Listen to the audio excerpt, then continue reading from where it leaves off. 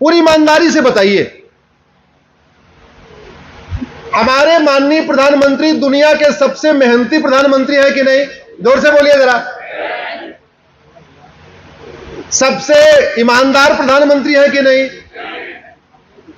राष्ट्रभक्त हैं कि नहीं? हमारा प्रधानमंत्री दुनिया का सबसे ईमानदार, हमारा प्रधानमंत्री दुनिया का सबसे मेहनती, हमारा प्रधानमंत्री दुनिया का सबसे ज्यादा राष्ट्रभक्त, 24/7 काम करने वाला, कभी छुट्टी न लेने वाला। अब ईमानदारी से बताइए, घूसखोरी खत्म हुई क्या? जोर से बोलिए। जमाखोरी खत्म हुई? मिलावटखोरी खत्म हुई? कालाबाजारी खत्म हुई? नशा तस्करी खत्म हुई? मानव तस्करी खत्म हुई? जोर से बोलिए जरा। सोना तस्करी खत्म हुई? माओवाद खत्म हुआ? नक्सलवाद खत्म हुआ? धर्मांतरण खत्म हुआ? जिहाद खत्म हुआ? मजहबी उन्माद खत्म हुआ? अवैध मजारें खत्म हुई? अवैध दरगाह खत्म हुई? तो इसका मतलब क्या हुआ? डॉक्टर अच्छा है लेकिन दवा,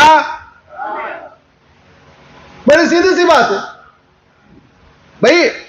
अगर जो समस्या भारत में है वो चीन में नहीं है, तो या तो चीन का शासक हमारे प्रधानमंत्री से ज्यादा अच्छा है, या चीन का कानून हमारे कानून से ज्यादा अच्छा है। दो ही चीज तो है। जो समस्या भारत में अगर सिंगापुर में नहीं है, तो यानी या तो उनका डॉक्टर ज्यादा अच्छा है या उनकी दवा ज्यादा अच्छी है।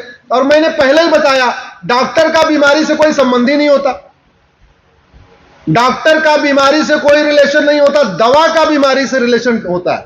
दवा भी बीमारी को ठीक करती है, डॉक्टर तो दवा देता है। इसका मतलब पिछले 75 वर्षों में हमारे यहां डॉक्टर तो बदलते गए, हॉस्पिटल बदलती गई। हॉस्पिटल का मतलब पॉलिटिकल पार्टी, और डॉक्टर बदलते गए, प्रधानमंत्री। हॉस्पिटल भी बदली, डॉक्टर भी बदले, लेकिन दवा नहीं बदली।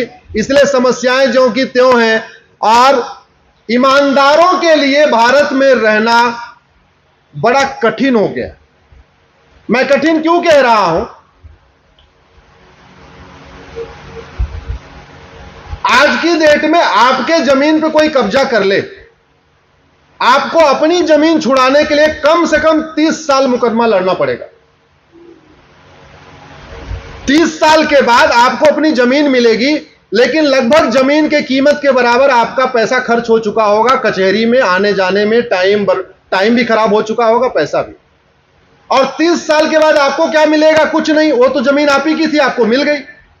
लेकिन जिसने 30 साल आपकी जमीन पे कब्जा करके रखा, अगर वो खेत है तो वहां अपना फसल उगाया, आपकी अगर दुकान है तो उसने किराए पे उठाया, धंधा व्यापार किया, उसको तो कुछ नहीं हुआ। सुप्रीम कोर्ट तक मुकदमा जाने के बाद बोला नहीं नहीं ठीक है भाई, ये मुकदमा ये जमीन कौशिक जी की है। तो कौशिक जी को मिला क्या? न्याय मिला क्या? जोर से बोलिए, न्याय मिला? अरे वो जमीन कौशिक जी की थी और कौशिक जी को 30 साल लड़ने के बाद मिल गई, तो उनको न्याय कहां मिला?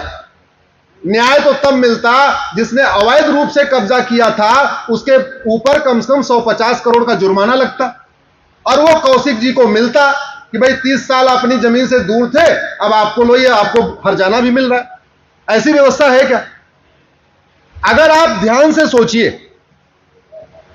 भारत में टोटल 5 करोड़ मुकदमे चल रहे हैं। 5 करोड़। 5 करोड़ में से लगभग 5 लाख मुकदमे 20 साल से पुराने हैं, 20 साल से पुराने, और वो अभी डिस्ट्रिक्ट कोर्ट में है। 20 साल से वो मुकदमे डिस्ट्रिक्ट कोर्ट में चल रहे हैं। अभी उसके बाद हाई कोर्ट जाएंगे, फिर सुप्रीम कोर्ट भी जाएंगे। मेरी जानकारी में एक जौनपुर का केस है, 1985 में शुरू हुआ, वसीयत का मामला, कि वसीयत करने वाला 31 मार्च को खत्म हुआ या 2 अप्रैल को खत्म हुआ, इतना डिसाइड करना था। 37 साल बीत चुके हैं, 2023 आ चुका है। 37 साल में यह नहीं तय हो पाया कि जिसने वसीयत किया था वो 31 मार्च को मरा कि 2 अप्रैल को मरा। एक पक्ष कहता है 31 मार्च को मरा, दूसरा पक्ष कहता है 2 अप्रैल को मरा। 37 साल बीत गए। अगर एक नार्को पॉलीग्राफ ब्रेन मैपिंग कानून होता तो 24 घंटे के अंदर यह पता चल जाता कि वो वसीयत करने वाला 31 मार्च को मरा कि 2 अप्रैल को मरा। दोनों पक्षों की नार्को पॉलीग्राफ ब्रेन मैपिंग कर लेते, जो 31 मार्च कह रहे हैं उनका भी कर लेते, जो 2 अप्रैल कह रहे हैं उनका भी कर लेते, और 24 घंटे के अंदर या 48 घंटे के अंदर ये पता चल जाता कि भैया वो वसीयत करने वाला 31 मार्च को मरा कि 2 अप्रैल को मरा। और दुनिया में ये कानून है, अमेरिका में है, ऑस्ट्रेलिया में है, सिंगापुर में है, जापान में है, लेकिन भारत में नहीं है। क्यों नहीं है? कोई लागत है क्या बनाने की कानून? आम आदमी को, आम जनता को फायदा होगा कि नहीं होगा? लेकिन नहीं बनाया गया। अगर यह कानून बन जाए, एक नार्को पॉलीग्राफ ब्रेन मैपिंग कानून हो जाए, और जब हम थाने पे शिकायत करते हैं, लिखते हैं शिकायत में, सेवा में श्रीमान थाना अध्यक्ष महोदय सो, और उसमें नीचे एक अंडरटेकिंग हो जाए, ये जो कुछ बातें मैं कह रहा हूं, आवश्यकता पड़ने पे इसके लिए मैं अपना नार्को पॉलीग्राफ ब्रेन मैपिंग कराने के लिए तैयार हूं। कोई झूठा मुकदमा दर्ज कराएगा क्या? जरा जोर से बोलिए जरा। कराएगा? कोई झूठी गवाही देगा? नहीं देगा। जब झूठा मुकदमा दर्ज नहीं कराएगा, झूठी गवाही नहीं होगी, तो मुकदमा जल्दी जल्दी डिसाइड होगा कि नहीं? लेटेस्ट एग्जांपल आपका, इस समय आपके जंतर मंतर पे हंगामा चल रहा है, चूंकि आपके हरियाणा से जुड़ा हुआ है इसलिए हम उसकी चर्चा कर देते हैं।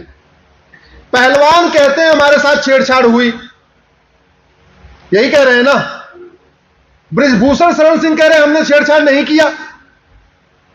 1 महीने से तू मैं हो रहा है, आरोप प्रत्यारोप हो रहा है, नूरा कुश्ती हो रही है, हंगामा भी हो रहा है, पंचायतें भी हो रही हैं, रैलियां भी निकल रही हैं, सड़क जाम भी हो रहा है। एक कानून होता है नार्को पॉलीग्राफ ब्रेन मैपिंग, जो कह रहा है मेरे साथ बलात्कार हुआ उसका करा लेते, जिसके ऊपर आरोप है बृजभूषण शरण सिंह का उनका करा लेते। 24 घंटे के अंदर दूध का दूध पानी का पानी, कि आरोप सही है कि झूठा है, और आरोप सही है तो बृजभूषण सिंह को जेल भेजो, आरोप झूठा है तो 10-20 लाख रुपए उसके ऊपर पेनल्टी लगाओ। आखिर पहले का हमारा न्यायिक सिस्टम इतना अच्छा क्यों था? इसलिए अच्छा था, 5 लोग बैठते थे,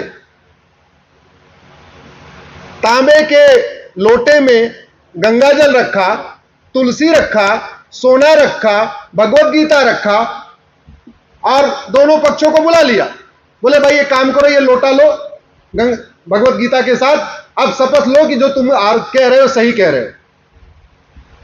जो सही होता था वो लोटे को हाथ में लेता था, नहीं तो बोला ना हम नहीं लगाएंगे, वही का वही फैसला। अब जब टेक्नोलॉजी बदल चुकी है, देश बदल चुका है, तो हमको उसी सोना तुलसी लोटे का एक सब्स्टिट्यूट लाना पड़ेगा। उसका सब्स्टिट्यूट है नार्को पॉलीग्राफ ब्रेन मैपिंग कानून। व्यवस्था बदलेगी कि नहीं बदलेगी बताइए इधर।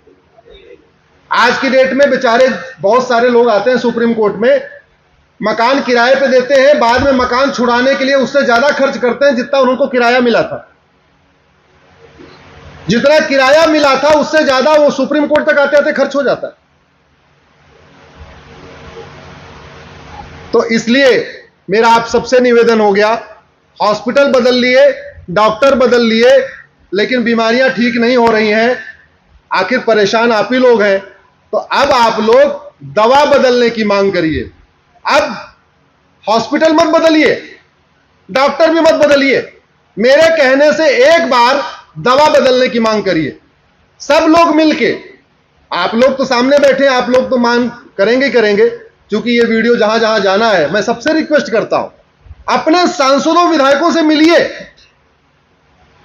कि भैया हमको 1 साल के अंदर न्याय चाहिए, कैसे करना है तुम देख लो।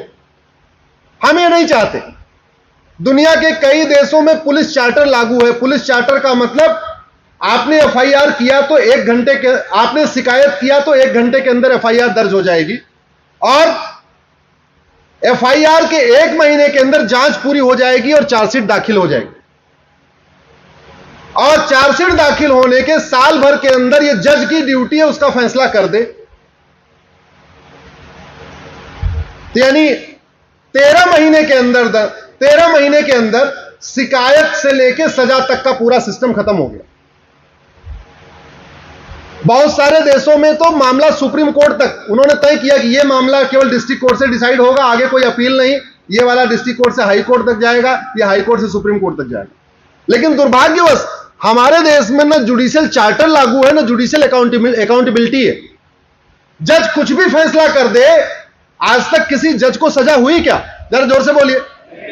आज तक किसी डिस्ट्रिक्ट कोर्ट के जज को सजा हुई? बहुत करेंगे तो ट्रांसफर कर देंगे, बहुत करेंगे तो यहां से वहां शिफ्ट कर देंगे, बस। अरे भाई, जिस काम के लिए जजों को वेतन भत्ता गाड़ी बंगला मिलता है, जिस काम के लिए जजों को इतनी सारी सुविधाएं मिलती हैं, और सुविधा देने वाले कौन कौन? पब्लिक। आप सब लोग क्या है? पब्लिक। जज क्या है?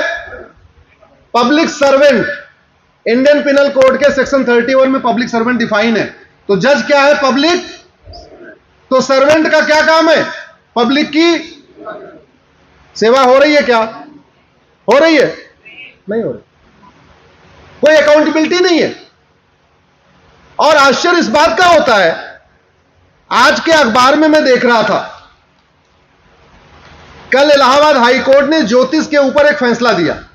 एक फैमिली डिस्प्यूट आया था। फैमिली डिस्प्यूट में जज ने बोला कि भाई ठीक है, काम करो।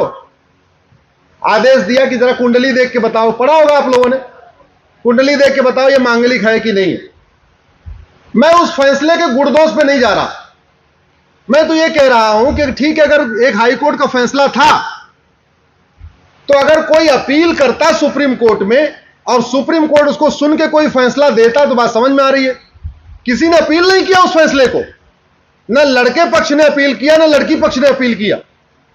यह विवाद था, एक महिला एक पुरुष के बीच में विवाद, एक लड़के और लड़की के बीच का विवाद था। हाई कोर्ट के फैसले को न लड़के पक्ष ने सुप्रीम कोर्ट में चैलेंज किया, न लड़की पक्ष ने सुप्रीम कोर्ट किया, लेकिन सुप्रीम कोर्ट ने सुओ मोटो ले लिया। अखबारों में खबर छपी थी, उसको लेके सुओ मोटो लिया। कल शनिवार के दिन स्पेशल बेंच बनाई गई। स्पेशल बेंच बैठी और उस फैसले पर स्टे कर दिया 2 मिनट की सुनवाई के अंदर। क्या सुप्रीम कोर्ट का यह काम नहीं कि वो सुओ मोटो ले? ये 5 करोड़ मुकदमे जो भारत में पेंडिंग पड़े हुए हैं, 5 करोड़ मुकदमों के कारण 5 करोड़ परिवार टेंशन में है। 5 करोड़ परिवार का मतलब 30 करोड़ भारतीय। मुकदमा चलता है तो जो तारीख पे तारीख जाता है वही टेंशन में नहीं है। कटारिया जी घर जाते हैं तो कटारिया जी की पत्नी भी टेंशन में होती है, इनके बच्चे भी टेंशन में होते हैं, इनकी बहू भी टेंशन में होती है। एक परिवार टेंशन में होता है जब मुकदमा चलता है। तो अगर एवरेज आप एक परिवार में 6 आदमी को रखिए, तो यानी 5 करोड़ मुकदमों से 30 करोड़ भारतीय टेंशन में।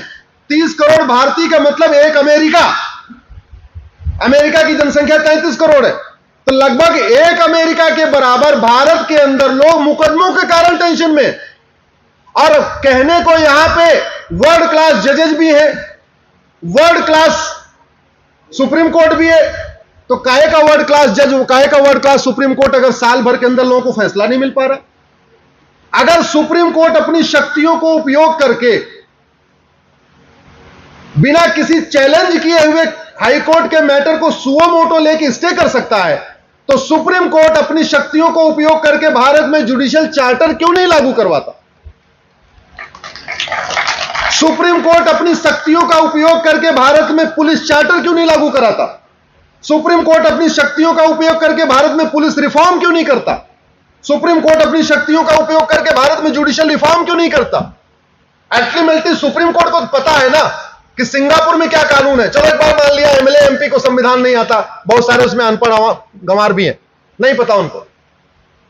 लेकिन सुप्रीम कोर्ट के जजेस को पता है कि सिंगापुर में स्पीडी जस्टिस क्यों होता है, चीन में स्पीडी जस्टिस क्यों होता है, अमेरिका में स्पीडी जस्टिस क्यों होता है, भारत में क्यों नहीं हो रहा है, क्या अंतर है। तो जो अंतर है सीधे सरकार से बातचीत करें और सरकार को बताएं, जैसे मैं बता रहा हूं।